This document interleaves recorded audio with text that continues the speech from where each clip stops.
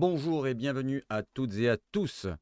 Olympiennes et Olympiens, c'est un nouveau revers, une nouvelle défaite qu'on a vécue hier soir. Ça n'a pas été franchement le plus beau des matchs, peut-être même l'un des pires de la saison. Je ne sais pas ce que vous en pensez vous, mais moi je le ressens comme ça. Voilà, donc une occasion au début de match, une occasion en fin de match. Voilà, donc mis à part ça, c'était le néant total. Voilà, des joueurs, on dirait, qui sont déplacés pour se promener, pour aller manger peut-être des quenelles, mais au restaurant, pas sur le terrain. Voilà, donc un carton jaune pendant la rencontre, peut-être c'est une donnée importante de cette rencontre-là, parce que normalement dans un match comme ça, nous Olympico, on doit rentrer dans l'art, comme il a dit Gigot après le match, on va voir les réactions après. On va parler aussi de tous les joueurs, hein, bien sûr. On va parler bien sûr de Gattuso, parce que Gattuso, les choix ne sont peut-être pas les bons. Voilà, donc il a voulu repasser dans son 4-3-3, mais peut-être qu'il y avait le moyen de mettre un 3-5-2, c'est sur ce système-là qu'on jouait jusqu'à présent. Alors, lui, il va nous dire non, c'est pas le système qui fait la différence, c'est les joueurs qui sont sur le terrain. C'est comme disent tous les coachs. Mais au bout d'un moment, quand tu as des bonnes bases avec un système avec 3 défenseurs comme ça, peut-être que tu es plus rassuré. Et surtout que les défenseurs, finalement, c'est nos meilleurs joueurs, les amis. C'est nos moins mauvais joueurs. Parce que là, les défenseurs ont été mauvais hier, hein. Il y en a certains qui ont été à la ramasse un petit peu, on va en parler. On va regarder les notes, bien sûr, de la presse. Voilà, donc il y aura un petit point aussi sur Longoria, parce qu'au bout d'un moment, Longoria, il va falloir qu'il paye les pots cassés, parce que là, ça fait quand même depuis 3 ans qu'il y est, 3 ans sans trophée. Voilà, donc il a été encensé au début, voilà, pour des bons petits transferts qui étaient plaisants, les Saliba, les Guendouzi et tout team, mais ils ne sont plus là. Voilà, donc les changements à volo, eh ben, ça ne fonctionne plus. Au bout d'un moment, de tenter des paris tous les ans, tous les étés. Voilà, donc avec tes joueurs carqués que tu nous as amenés, ou les joueurs cramés que tu nous as amenés, ou des joueurs de Ligue 2, ou des joueurs de Championship plutôt, eh ben, au bout d'un moment, ça ne fonctionne pas. Tu es à l'OM, donc il y a quand même un contexte particulier. Je ne sais pas si tu l'as compris, mais apparemment non, tu ne l'as pas compris. On va voir comment ça va se dérouler cette fin de saison, mais ça n'augure pas de très bonnes choses. Je ne sais pas comment vous le sentez. Voilà, je vais vous demander, comme d'habitude, votre température, mais si vous ne voulez pas la donner, ça ne me dérangerait pas. Je vais vous demander de mettre de la force à cette vidéo-là, parce que là, on va un petit peu gueuler pendant tout le long de cette vidéo. On va tout de suite sur l'introduction, les amis. On y va, let's go, cacao.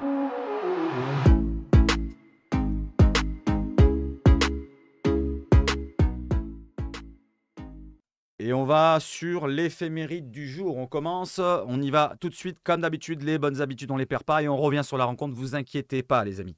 Donc, nous commençons par quoi? Nous commençons par les naissances ce 5 février. D'abord, bienvenue à toutes et à tous, les amis, sur ce point marseillais. Je ne sais pas si je l'ai dit, mais bienvenue à toutes et à tous.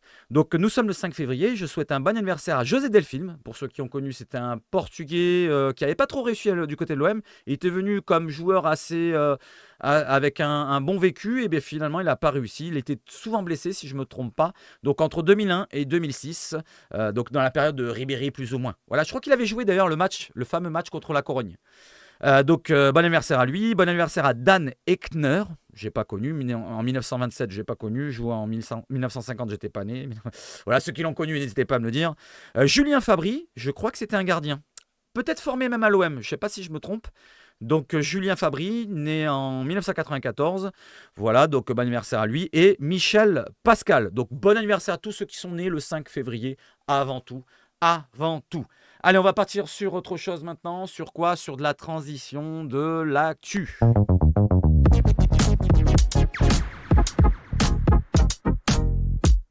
Alors on va sur l'actu et on va rendre un hommage aux jeunes qui eux au moins ont fait leur match. Ils se sont qualifiés face aux Puputes. Donc la Gambardella, voilà, qui fait plaisir à voir. La seule équipe de l'OM qui défend nos valeurs. Merci de nous avoir fait rêver cet après-midi. C'était hier après-midi bien sûr sur YouTube. Avec vous jusqu'au bout, allez la chercher. Donc pour le palmarès, pour ceux qui ne le connaissent pas, normalement l'Olympique de Marseille, si je ne me trompe pas, ils en ont qu'une au palmarès de tête. Voilà, donc une Gambardella, ça serait la deuxième de l'histoire. Ça serait bien qu'ils aillent au bout avec cette belle génération qui sont Sternal, Barcola et tant d'autres, les amis. Gaël Lafont qui a un super pied gauche. Le gardien qui nous a surpris. D'ailleurs, un gardien recruté du côté du Puput qui arrête plein de tirs au but dans la séance de tirs au but. Bravo à vous, gros GG. Et on va continuer un petit peu sur cette donnée-là parce que dans l'actualité, il n'y a pas grand-chose. Et après, on va sur le match. Alors l'actualité, tirage au sort de ce 8e de finale qui va arriver pour la Gambardella, ça sera le jeudi 8 février. Voilà, je l'ai marqué avec le truc, le stylet. Voilà, donc le score c'était 1 partout contre les Puputes, 5-4 au tir au but, qualification pour les 8e. Bravo à vous. Et j'ai mis un petit message avant le match face à Lyon, que ça serve d'exemple aux grands. Et bien apparemment, ça leur a pas servi d'exemple.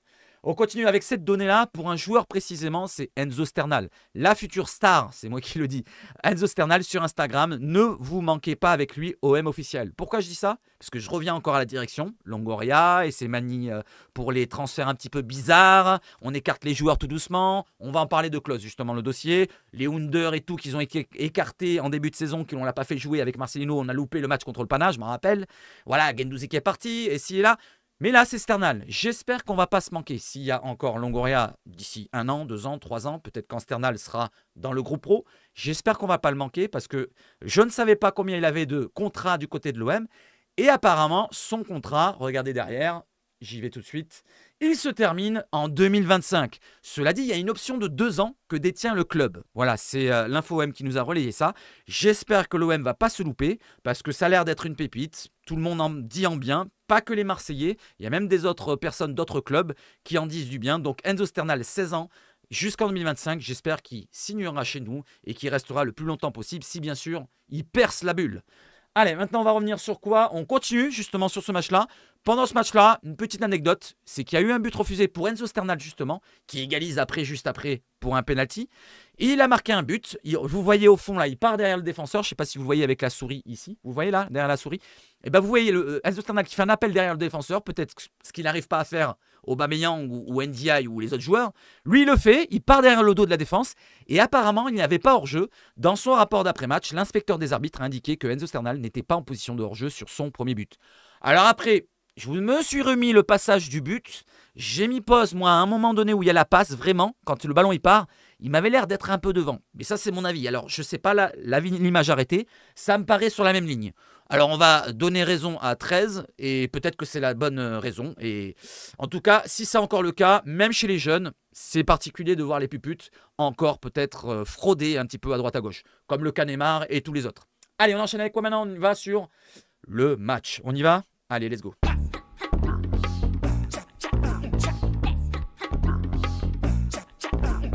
Et la une de la Provence qui trouve le bon mot peut-être, désespérant. Alors moi, j'aurais dit autre chose. J'aurais peut-être dit, alors je ne sais pas si je l'ai mis, là, si je l'ai relayé. Qu'est-ce qu'il a relayé Seb? Voilà. Combien de qualificatifs ont pu être sortis cette saison? Je l'ai mal écrit, mais c'est pas grave. Franchement, pour l'ensemble de cette parodie de foot, je parle du match d'hier, ça devrait être plutôt pathétique ou nul. Nul, comme il dit Mohamed Denis. Je ne sais pas ce que vous en pensez. Donnez-moi un qualificatif pour la rencontre d'hier. Nul, pathétique, désespérant. Je ne sais pas quel mot sortir parce que c'était vraiment lamentable. Voilà, on peut le dire lamentable. Ouais les amis, allez on va se faire le petit film. On regarde d'abord le classement. On va se faire le petit film de la rencontre. Le classement, donc l'Olympique de Marseille qui reste 8e malheureusement du classement. Je l'avais mis en début de match et ben finalement ça n'a pas changé. J'ai bien fait de le laisser. Donc 29 petits points. C'est l'un des plus mauvais départs depuis un certain temps. On va en parler juste après. Donc 29 petits points, 30 points pour Reims juste devant. Reims qui se bataille avec nous, c'est particulier. Lens devant nous, Monaco devant nous, Lille devant nous, Brest devant nous, Nice devant nous et les Puputes devant nous. Derrière nous, il y a Rennes à 1 point.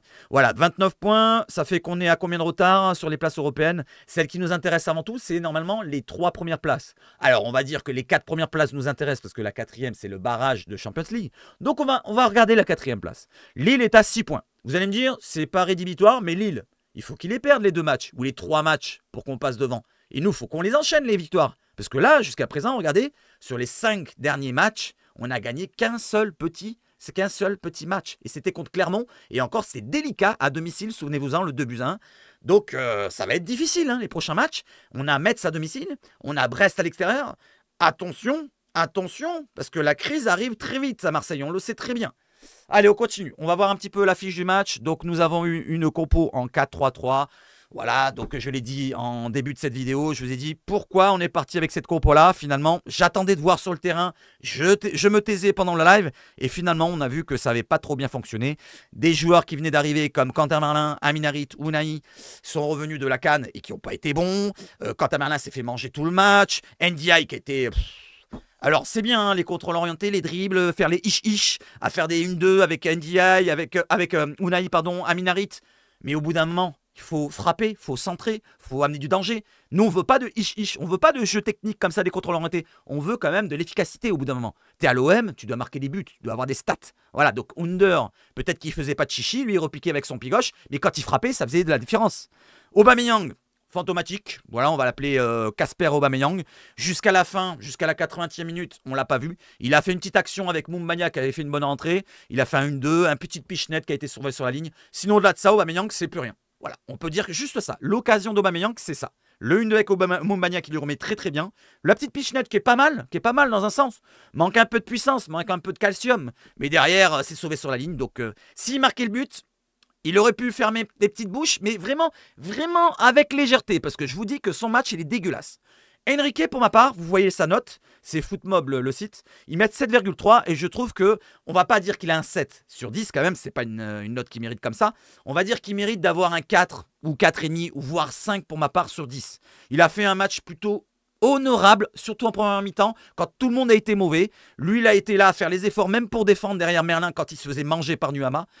Au-delà de ça, il manque encore de, je sais pas moi, d'expérience. Il manque de volonté de faire mal parce qu'à un moment donné, il aurait pu partir au but. Il manque son contrôle. Il a fait quelques manqués aussi sur ses passes. Il n'a pas été vraiment précis. On a presque le retrouvé par moment, le Enrique du passé. Voilà, je n'ai pas retrouvé le Enrique qu'on a vu contre Monaco, mais entre deux, entre celui de Monaco et celui de 2022. Donc j'espère que c'est juste le match parce que les autres ont été mauvais, qu'il a été un peu moins bon, mais on va dire qu'il a été moins mauvais que les autres. C'est quand même dingue de dire ça, que c'est Enrique qui revient du Brésil, qui est le meilleur du terrain pratiquement, avec bien sûr les défenseurs, parce que finalement c'est nos défenseurs les meilleurs joueurs. Balerdi, toujours costaud, c'est le patron finalement maintenant. Gigot qui s'est fait un petit peu bouger quand même par Gift Orban et Lacazette. Mais Balerdi aussi en début de match il a eu du mal contre Gift Orban, il a failli faire une faute aux abords de la surface. Il s'est repris et il a pris le dessus après dessus. Mais voilà, donc les deux défenseurs centraux sont toujours costauds. Paul Lopez, bon, il prend le but. On va dire que est-ce qu'il est fautif ou pas, je ne sais pas. C'est vous de me le dire dans les commentaires.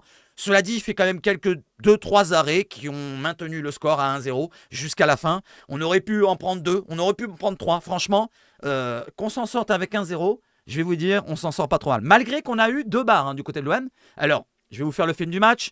On commence dans cette rencontre avec une barre, directement à la 2e seconde. Je ne l'ai même pas vu. Le temps de préparer mon copeau, je tourne la tête, la barre. Je fais putain, mais qu'est-ce que c'est? Je croyais que c'était Anthony Lopez qui a arrêté le ballon de la main. Mais en fait, c'était la barre qui avait sauvé Anthony Lopez, le gardien des saloperies de Lyonnaise.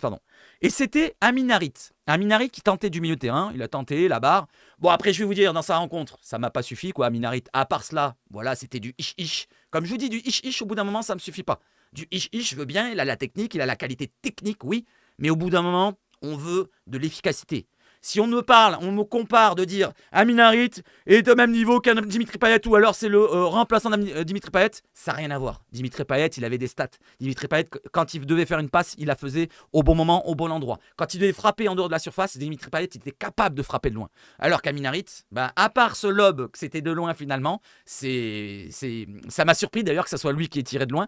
Et finalement, sa frappe, c'est un petit peu celle de Rongier. Frappe de moineau, de pucelle anorexique. Cela dit, on va parler des autres joueurs, mais on va regarder d'abord les notes, les amis, ensemble. Allez, n'hésitez pas à donner vos notes pour les joueurs, et on regarde d'abord sur un joueur, c'est Aubameyang. Alors, je vous ai dit que c'était un fantôme dans cette rencontre, et regardez ce qu'il nous avait dit avant la rencontre sur Prime Video. Voilà, donc ça c'est Seb Foot qui vous le relaye. À chaque fois que je jouerai contre Lyon, pour moi, ce sera un derby, comme un derby. Alors, il le dit pas en souriant, hein, c'est moi qui ai mis cette photo-là. PEA a joué 8 fois contre Lyon et n'a marqué que 1 but et 2 passes décisives, c'était lors du match aller. Ce n'est donc qu'avec l'OM que performe PEA. Cela dit, est-ce qu'il a performé aujourd'hui? Non, on va dire. Donc hier plutôt, il a été plutôt fantomatique, je vous l'ai dit. J'ai l'impression qu'il n'avait pas envie, un petit peu comme tous les autres. Il manquait d'envie dans cette rencontre. Et pourtant, c'est un Olympico. Normalement, tu dois avoir l'envie.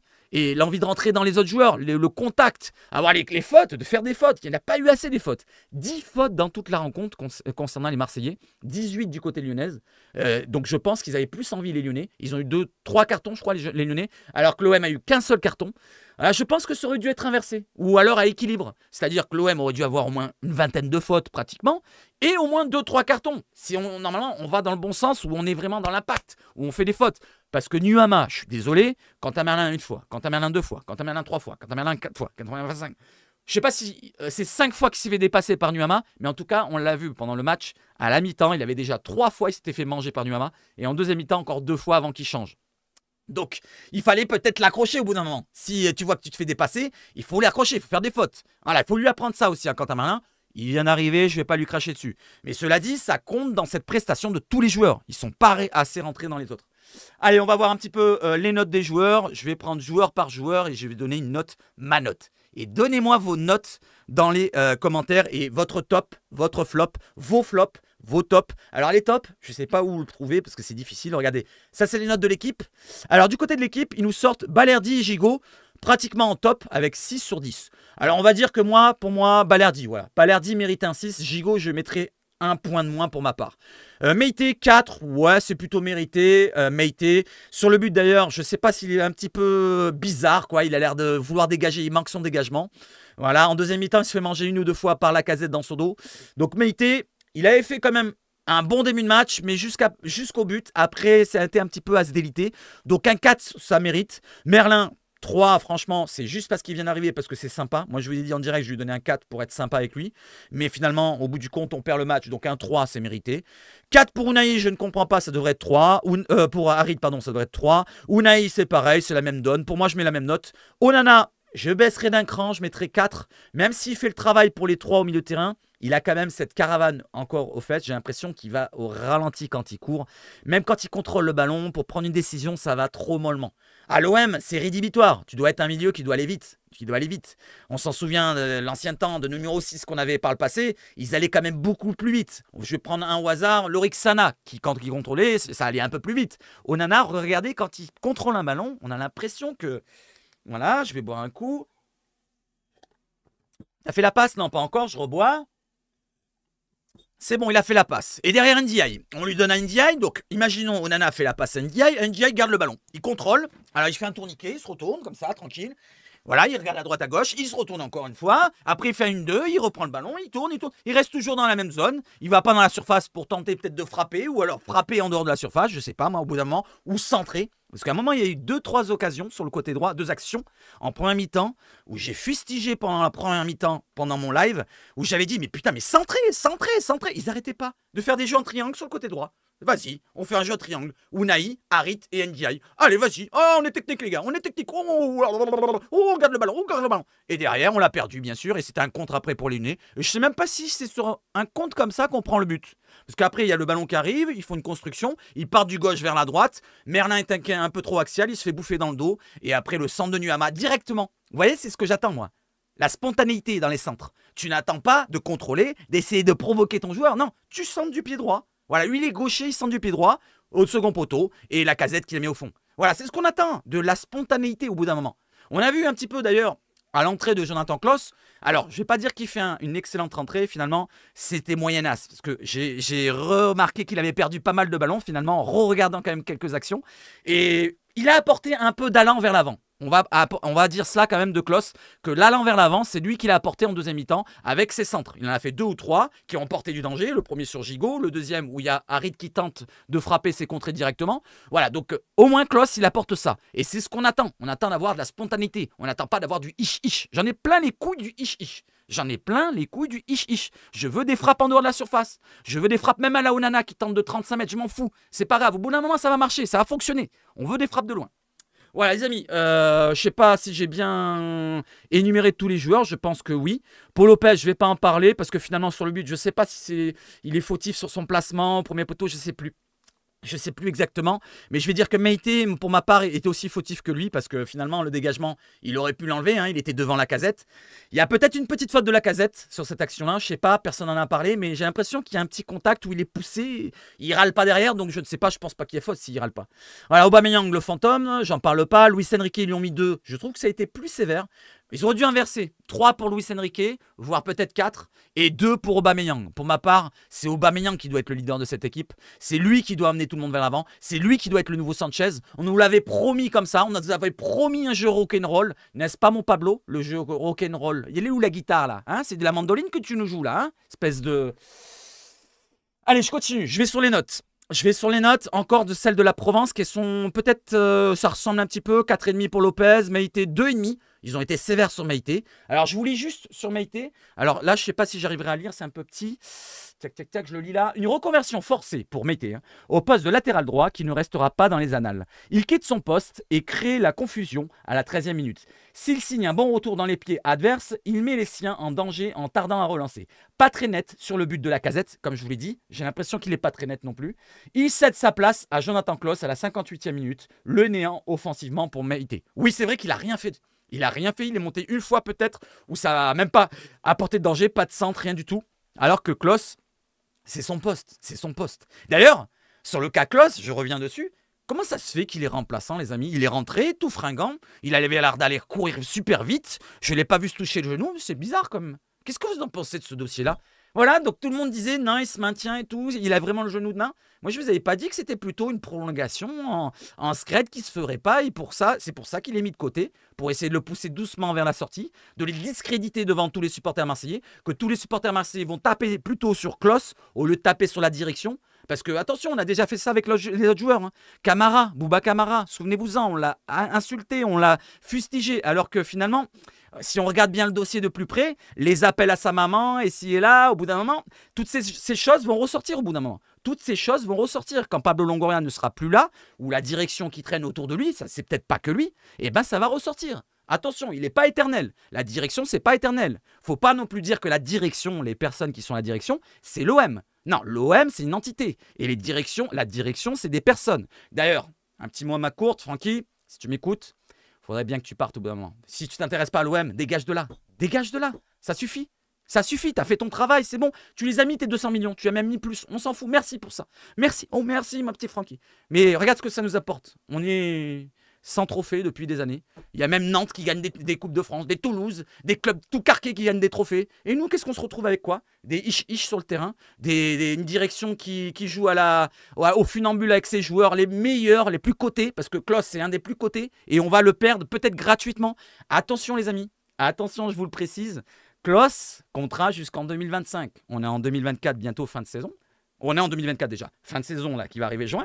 Il va rester 1 an de contrat. Est-ce que vous ne voyez pas Klaus, après l'Euro, se dire, tiens, eh ben, je ne prolonge pas l'OM, je vais jusqu'à la fin de mon contrat. Et bim, dans votre fion, les petits Marseillais. Il s'en fout, Klaus. Il s'en fout de l'OM. Tous les joueurs qui sont à l'OM là actuellement, à part peut-être NDI, voilà, le jongleur de Saint-Charles, comme tout le monde aime l'appeler, et ben, à part peut-être NDI, peut-être Gigot aussi, qui a une petite attache, peut-être d'autres que j'ai oubliés, mais sinon, ils s'en foutent, les joueurs. C'est tous des mercenaires maintenant dans le football. C'est fini l'ancien temps, les années 90, 2000, ou 80 même avant. C'est fini. Donc Klaus, s'il a envie de nous la mettre à l'envers, il nous la mettra. Comme Mbemba. N'oublions pas Mbemba, ce qu'il avait dit sur la direction il n'y a pas si longtemps. Je n'en tiens qu'à Dieu, voilà, je respecte la direction. Il est en contrat jusqu'en 2025. Verretou, c'est pareil. Attention, Gigot, c'est pareil. Bon, Gigot, je pense qu'il va rester. Il s'entend bien peut-être à l'OM avec la direction et tout. Je pense qu'il va rester. Mais tous ces cas-là, attention, ça va arriver. Voilà, donc Balerdi, le patron pour moi 5, ça mérite une note de plus, un point de plus. Gigot, 5 sur 10, donc ça mérite le 5 sur 10. Donc si vous avez envie de lire, vous faites pause et vous lisez plus ou moins, vous agrandissez, voilà. Je ne vais pas vous le lire, c'est trop long. Maintenant, je vais sur quoi? Un point précis. Gattuso, les amis. Gattuso. Gattuso, on va l'appeler.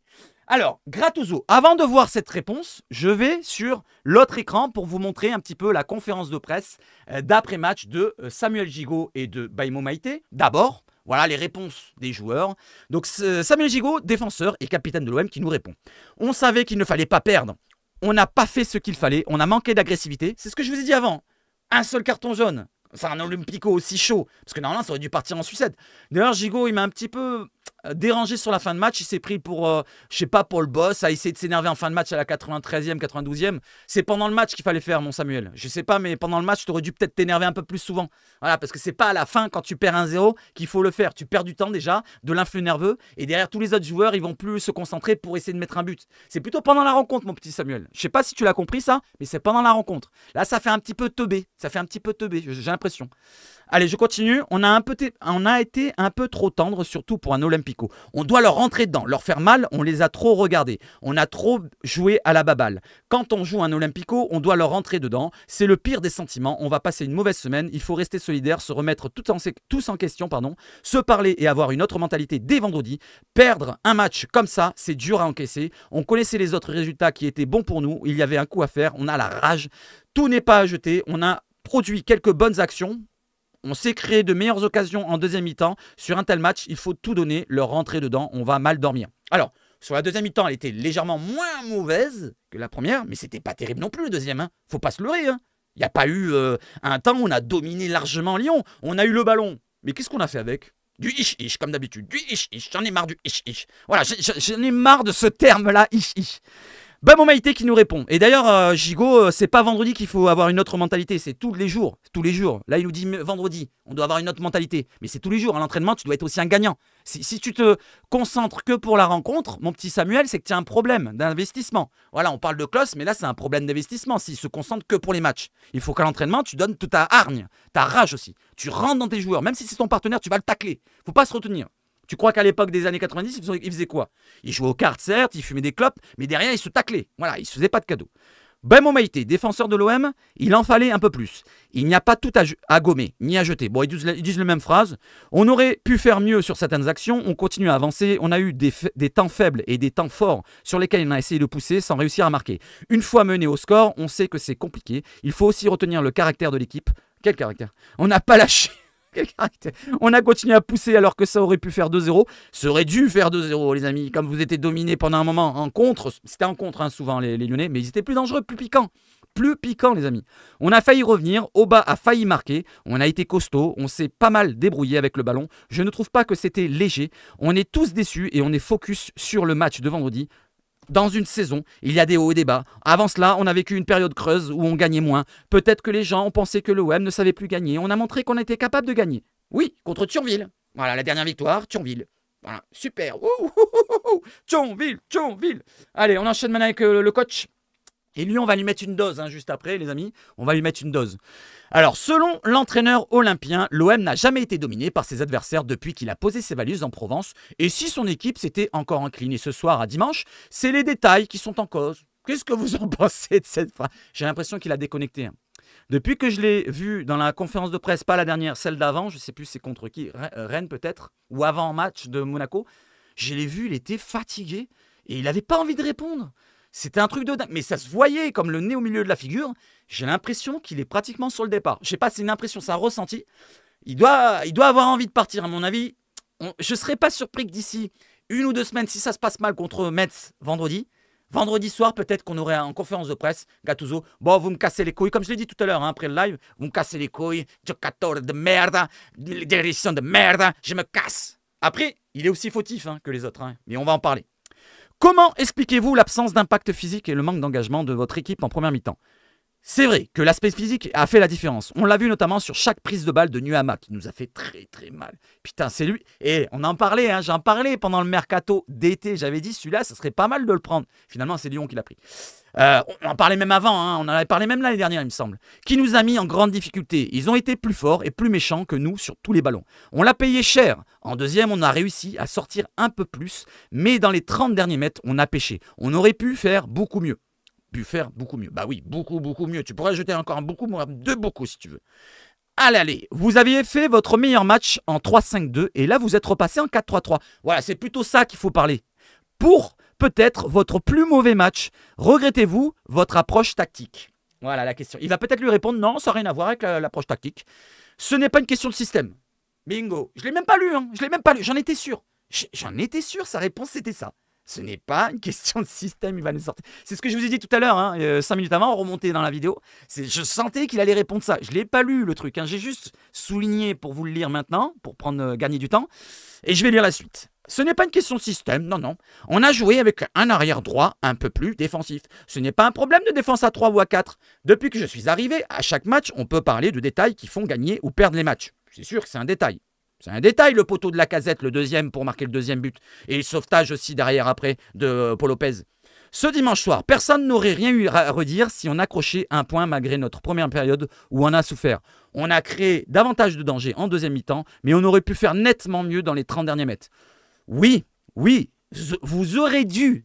Le terme qui est exact, normalement, c'est pas on aurait pu, c'est on aurait dû. On aurait dû. Au bout d'un moment, on en a plein les couilles d'entendre on aurait pu. Avec les si, avec les pu, avec les si, avec les pu. Au bout d'un moment, j'en ai plein les roubignoles. Parce que c'est comme un si, ça, le pu. C'est comme si on imagine un scénario. On se dit, oh, si on avait fait ça, eh ben, on aurait peut-être 3 points de plus. Alors que non, il fallait le faire. Ferme ta bouche et fais-le. C'est tout. Et propose autre chose. Donc là, Gattuso, il commence à perdre un petit peu les pieds. J'ai l'impression qu'il se transforme en Garcia. Rudy Garcia, pour ceux qui ont connu. Quand il faisait des conférences de presse, à chaque fois, il nous sortait avec si, avec si, ah ouais, si, ah si, avec si. Oh, il m'a cassé les burnes. J'écoutais plus. Les conférences de presse, c'est les premières que j'ai blacklistées. J'ai eu du mal à revenir pour les conférences de presse de l'OM. Après celle de Garcia, ils m'ont fait souffrir. J'ai souffert ma race à cause de lui. Rudy Garcia de merde. D'ailleurs, il est au chômage en ce moment. Est-ce que... La blague. Ah, une question pour vous. Est-ce que si Gattuso partait maintenant, vous reprenez Rudy Garcia?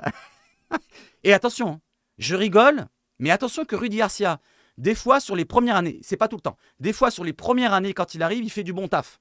Alors peut-être qu'il arrive à l'OM, il n'y a plus les mêmes joueurs, il arrive, il fait du bon taf. Peut-être qu'il nous amènerait en finale de l'Europa League, pourquoi pas la gagner. Attention, allez répondez précisément sur Rudy Garcia à la place de Gattuso au cas où. Entre les blessures, la canne, vous avez souvent dû composer avec les absences depuis votre arrivée. Y a-t-il de la frustration?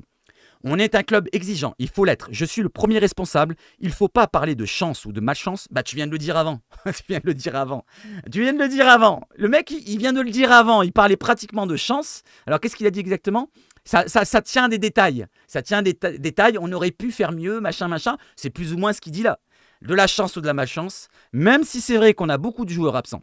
On a pris plein de buts à la 90e minute, on a souffert et eu des occasions de faire basculer des matchs quand on centre devant le but et qu'il n'y a pas assez de présence. Eh oui, mais maintenant tu l'as ta présence. Tu l'avais Moumbagna sur le banc. Fallait le faire rentrer un petit peu plus tôt, je pense. Il n'a pas beaucoup joué à la CAN, il est peut-être fatigué du voyage, mais je m'en fous. Je m'en fous, moi, les joueurs qui reviennent de la CAN, je m'en fous. Je m'en fous complètement qu'ils sont fatigués de la CAN. C'est l'OM maintenant. C'est fini, on pense plus à la CAN. Quand j'entends hier, ouais, mais ils doivent être tristes, ils ont été éliminés à un 8e de finale. Je m'en carre complètement le coquillard, les amis. Ça, il faut le comprendre. Je les soutiens quand ils jouent avec leur équipe nationale. Par exemple, Mbemba, mercredi, je ferai un live, je serai derrière lui. Pourquoi pas pour qu'il gagne. Mais s'il se fait éliminer, je dirais, ah, dommage, Chancel, maintenant tu reviens à l'OM et tu es concentré pour l'OM. Maintenant, stop. Allez, au bout de 5 minutes, tu oublies. Tu oublies ton... Je suis désolé, je suis comme ça, je suis très dur. L'OM avant tout. L'OM avant tout, tu es un joueur de l'OM, maintenant on pense à l'OM. Voilà, c'est comme Aminarit et Ounahi quand j'ai entendu. Ouais, mais ils sont tristes. Ilman Ndiaye, ouais, il est triste. Ouais, Ismaël Sarr, ouais, il est triste. D'ailleurs, Ismaël Sarr, il était où? Tu fais un 4-3-3, tu le mets pas? C'est quoi ce bordel, Gattuso? Tu comprends pas ce que c'est un 4-3-3? Il te faut 2 ailiers. Tu as Enrique à gauche et tu as Sarr à droite. C'est ça qu'il faut te faire. C'est pas Ndiaye. Ndiaye, c'est un joueur de ish qui sert à rien pour l'instant. Donc tu nous mets Aubameyang devant si tu veux, t'as que lui, ou alors Moumbagna, et à la limite Ndiaye, si tu veux le mettre, c'est dans les deux de devant, pourquoi pas? Ça serait bien, ça. Tu le tentes.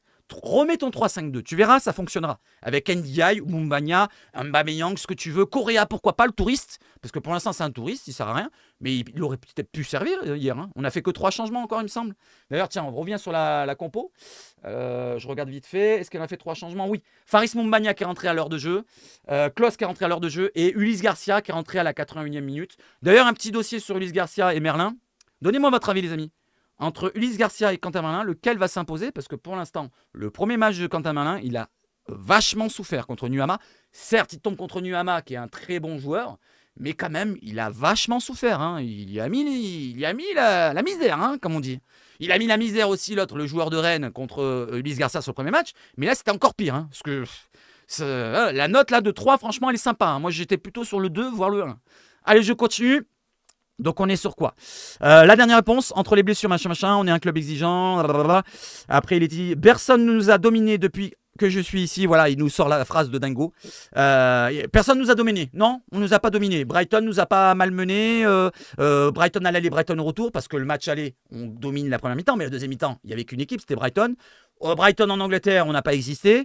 Il y a d'autres matchs. Paris, qu'est-ce qu'on en a fait déjà?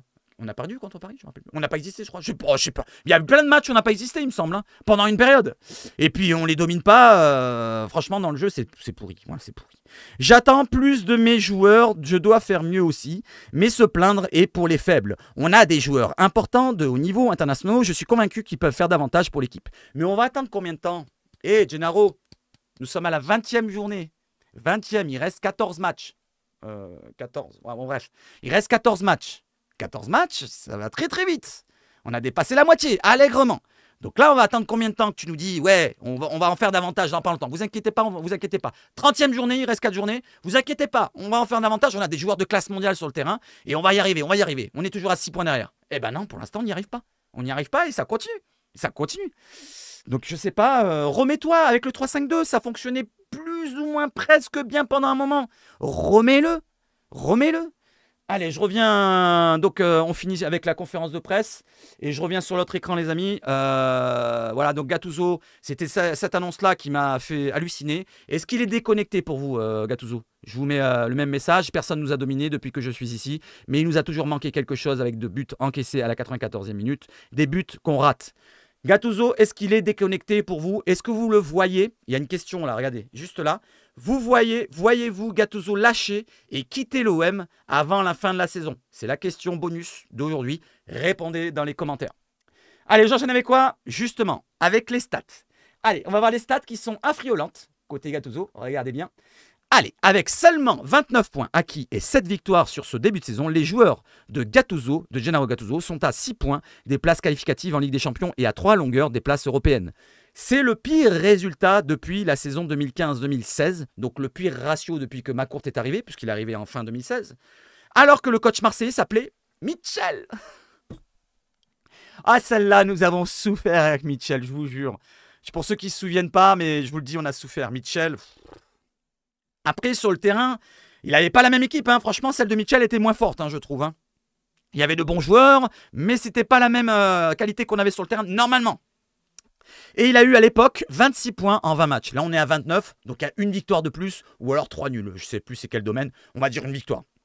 Il y a 8 ans, Marseille avait terminé 13e. À cette époque-là, on avait terminé 13e. Alors attention que ça ne se reproduise pas. Actuellement, nous sommes 8e, mais ça pourrait se reproduire qu'on termine dans le ventre mou.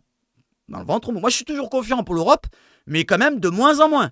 De moins en moins, parce que je me dis que là, finalement, ce qu'on produit sur le terrain, on n'a pas vu de gros matchs, mis à part quelques petites périodes, mais contre des petites équipes souvent, contre Lorient, contre je sais plus qui, mais bon bref, contre le Havre, voilà, contre Lyon à l'aller, mais c'était un Lyon dégueulasse, c'était une petite équipe à l'époque. J'ai pas souvenir d'un match énorme pendant 90 minutes. Faut me le dire, si vous en avez en tête... Donnez-moi-le. Avec Gattuso, je parle. Avec Gattuso, donnez-moi un match de la saison qui a été plutôt bon, voire très bon, pendant 90 minutes.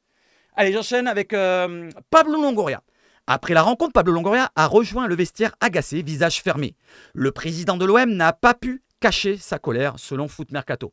Donc, il n'y a pas les paroles qui ont été relayées. Je pense qu'on va en entendre parler dans la journée. Je ne peux pas vous le donner dans la journée parce que je fais la vidéo dans la nuit. Donc, qu'est-ce qui va se passer entre Gattuso et Pablo Longoria? Est-ce qu'il va en vouloir aux joueurs ou alors au coach? Je pense qu'il va en vouloir aux joueurs, malheureusement. Et il va peut-être encore fustiger envers peut-être Klaus. Peut-être parce que ça va être lui le bonnet d'âne. Non, comment on dit?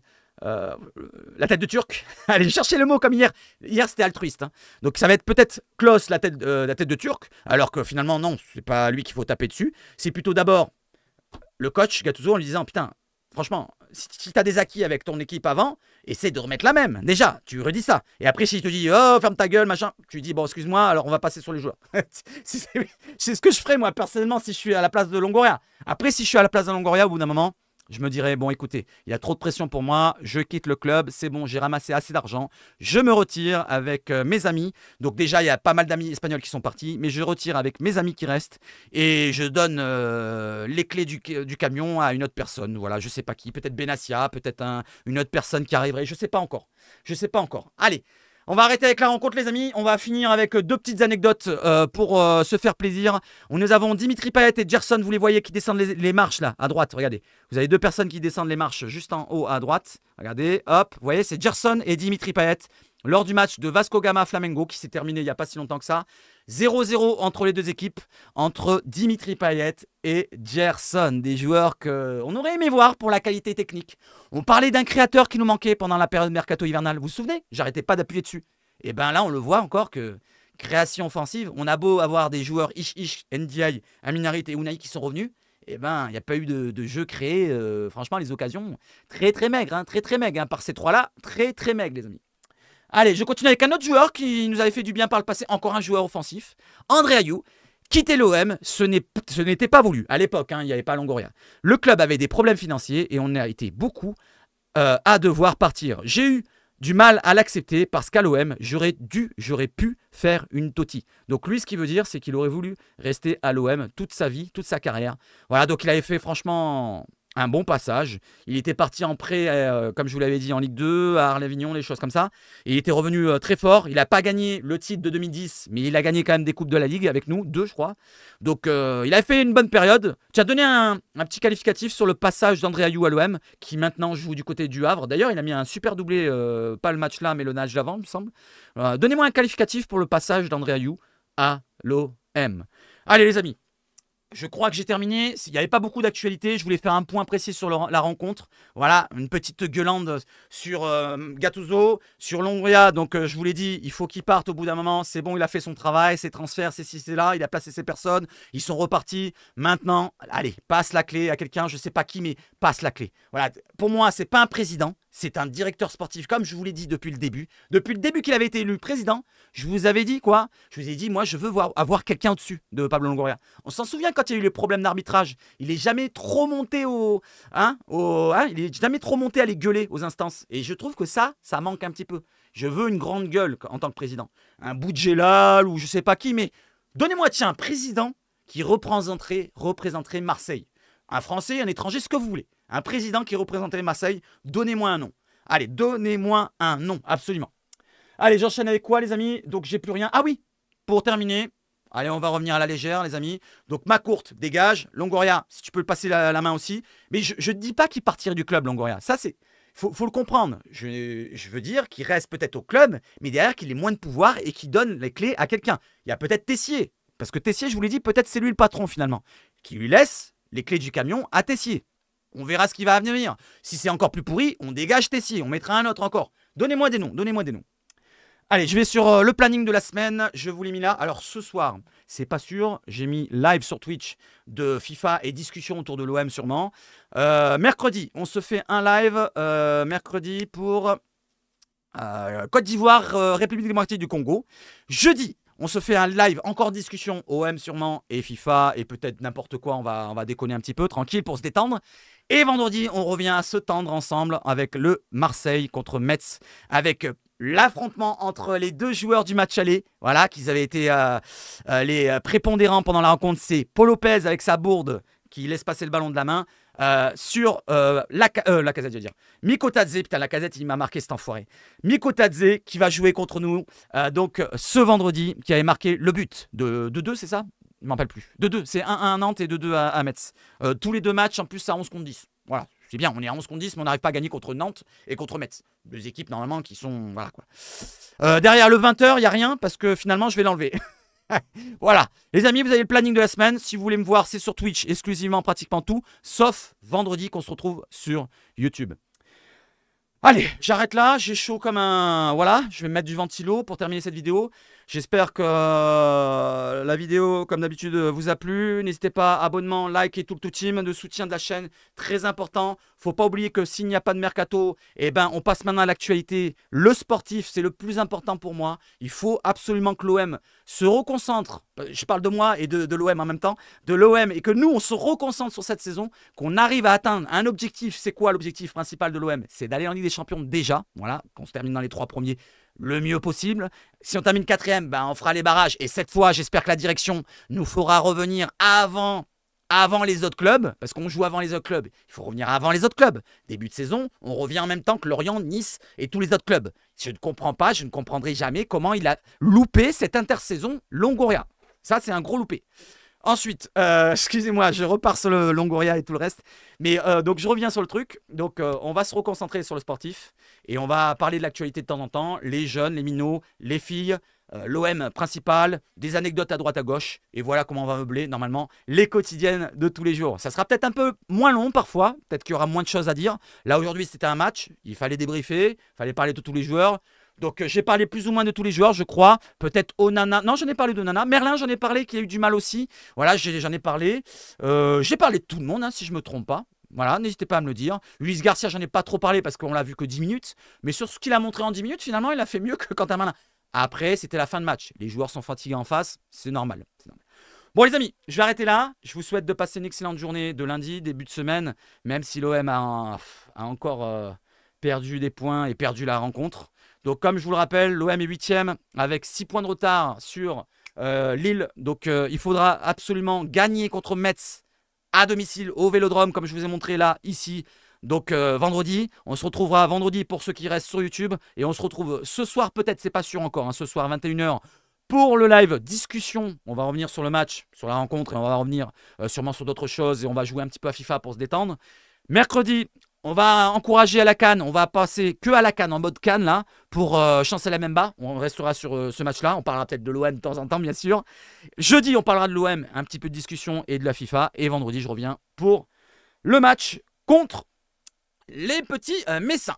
Merci à tous. Vive le foot chez Zabache Foot. Et allez l'OM. Bonne journée les amis. Bonne journée. Ciao, ciao, ciao.